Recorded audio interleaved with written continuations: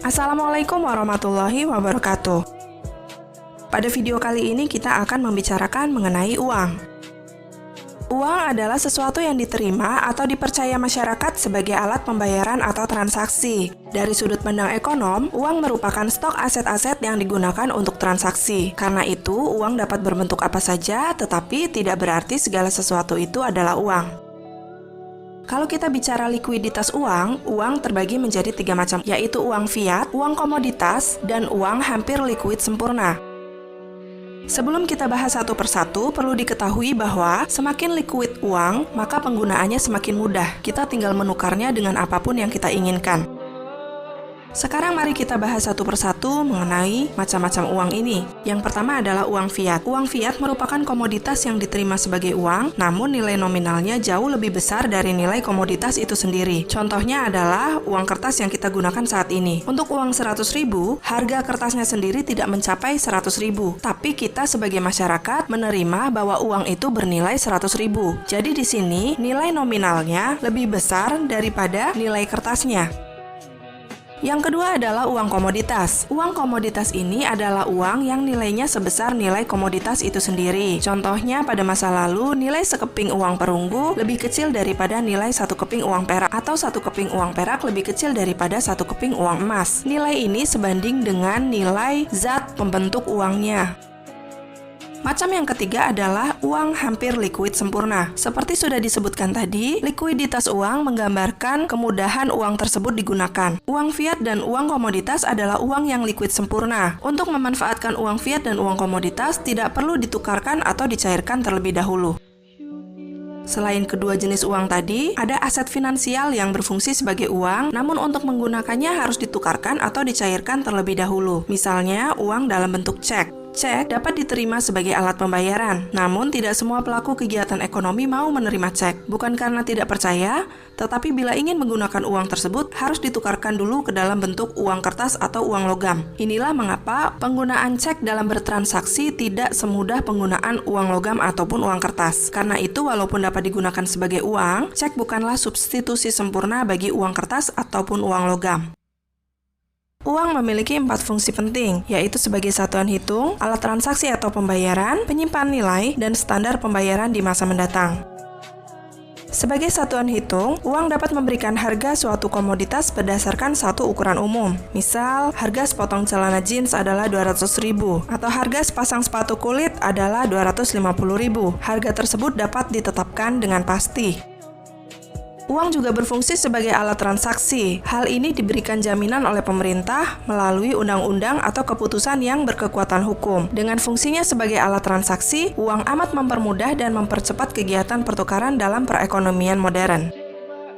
Fungsi uang sebagai penyimpan nilai dikaitkan dengan kemampuan uang menyimpan hasil transaksi atau pemberian yang meningkatkan daya beli, sehingga semua transaksi tidak perlu dihabiskan saat itu juga. Misalnya Maya. Maya adalah seorang peternak ayam. Bulan lalu, Maya menjual 1.000 ekor ayamnya dengan nilai 20 juta. Karena uang memiliki fungsi penyimpan nilai, Maya dapat menyimpan uang hasil penjualan ayamnya untuk digunakan di masa yang akan datang. Berikutnya, uang sebagai standar pembayaran di masa mendatang. Banyak sekali kegiatan ekonomi yang balas jasanya tidak diberikan saat itu juga. Contohnya para pegawai yang setelah bekerja sebulan penuh baru mendapat gaji. Contoh lain, adanya transaksi utang piutang yang pembayarannya baru diselesaikan tuntas dalam tempo beberapa waktu. Pembayaran untuk masa mendatang tersebut dimungkinkan karena uang memiliki fungsi standar pembayaran di masa mendatang. Dengan fungsi tersebut, berapa balas jasa atau pembayaran di masa mendatang menjadi lebih mudah dihitung, karena diukur dengan daya beli dan bukan diukur dengan nilai komoditas tertentu. Ada 2 teori tentang permintaan uang di masyarakat. Permintaan uang di sini maksudnya adalah perilaku masyarakat dalam memperoleh uang. Teori yang pertama adalah teori permintaan uang klasik. Ini dikemukakan oleh para ekonom klasik yang menyatakan bahwa fungsi uang hanyalah sebagai alat tukar. Karenanya, jumlah uang yang diminta di masyarakat berbanding proporsional dengan tingkat output atau pendapatan. Bila tingkat outputnya meningkat, maka permintaan uang juga meningkat. Bila tingkat outputnya menurun, maka permintaan uangnya juga menurun. Teori yang kedua adalah teori permintaan uang Keynesian. Ini dikemukakan oleh Keynes yang menyatakan bahwa ada 3 motivasi orang memegang uang, yaitu untuk transaksi, untuk berjaga-jaga, dan untuk memperoleh keuntungan.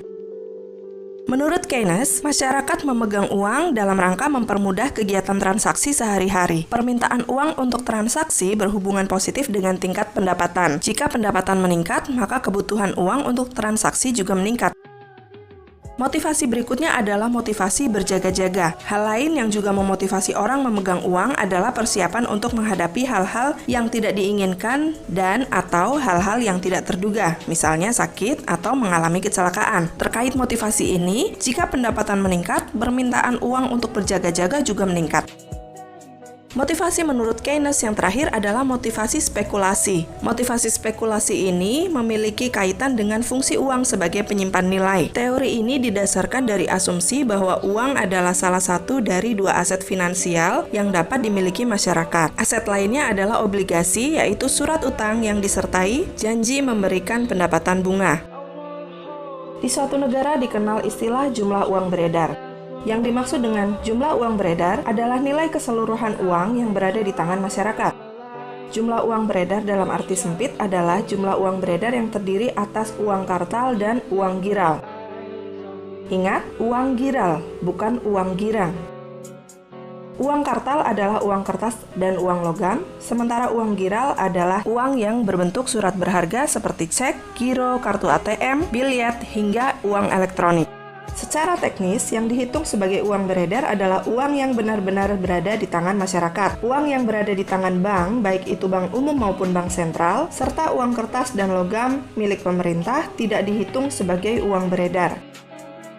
Perkembangan jumlah uang beredar mencerminkan atau seiring dengan perkembangan ekonomi. Biasanya, bila perekonomian bertumbuh dan berkembang, jumlah uang beredarnya juga bertambah, sedang komposisinya berubah. Bila perekonomian makin maju, porsi penggunaan uang kartal, yaitu uang kertas dan logam, akan makin sedikit, digantikan oleh uang giral.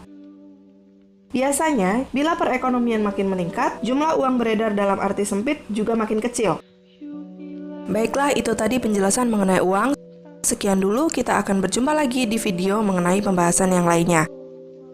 Wassalamualaikum warahmatullahi wabarakatuh.